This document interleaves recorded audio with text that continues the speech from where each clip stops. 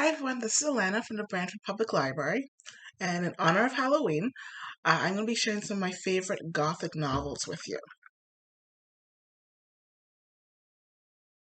Gothic horror, also known as Gothic literature, is defined as writing that employs dark and picturesque scenery, startling and dramatic narrative devices, and an overall atmosphere of exoticism, mystery, fear, and dread.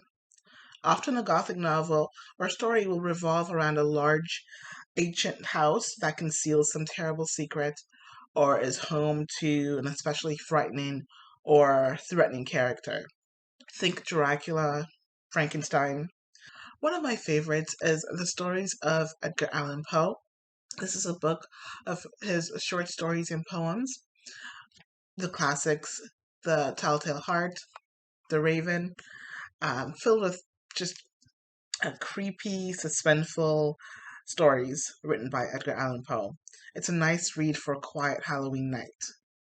Another one of the great Gothic horror novels is Rebecca by Daphne du Maurier. I haven't read this one in quite a few years, but it's described as a dark psychological masterpiece.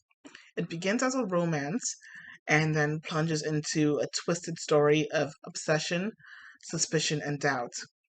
It's about this young, timid woman, um, only known as the second Mrs. Maxim de Winter, entering her new husband's home and learning the story of the house's first mistress, and to whom the sinister housekeeper is unnaturally devoted to. It's creepy. It's everything a gothic novel should be. So if you're interested in that one, check that one out today. If you're looking for a more recent novel, try Mexican Gothic by Silvia Moreno-Garcia. This one's about a young Mexican debutante named Noemi, who receives a distressing letter from her newlywed cousin, saying that her husband is trying to poison her. She makes her way to High Place, which is their home on the Mexican countryside. And upon arrival, her cousin tells her that she was feverish and she didn't really mean to say those things in that letter. But Naomi stays a little longer, and um, strange things starts happening. Um, the family treat her poorly. The acts are very strange, and she starts having nightmares. The whole thing's very creepy. The house sort of takes on a life of its own as well.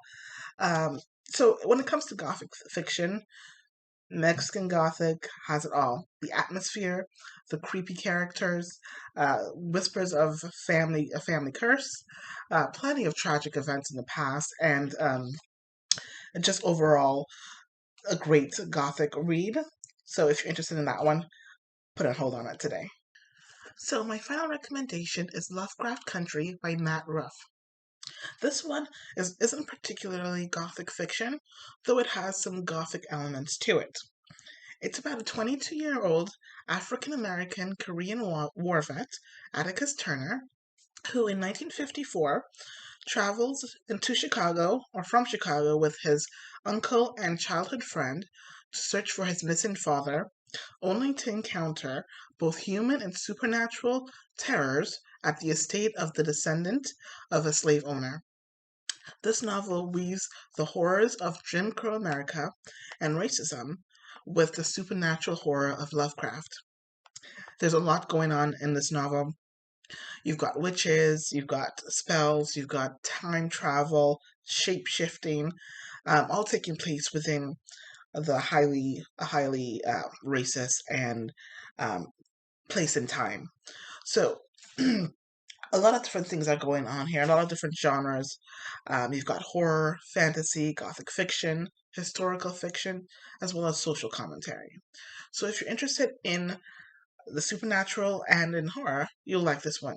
If you're interested in any of the creepy novels I spoke about today, all the links are in the description box. Happy Halloween and happy reading, everybody.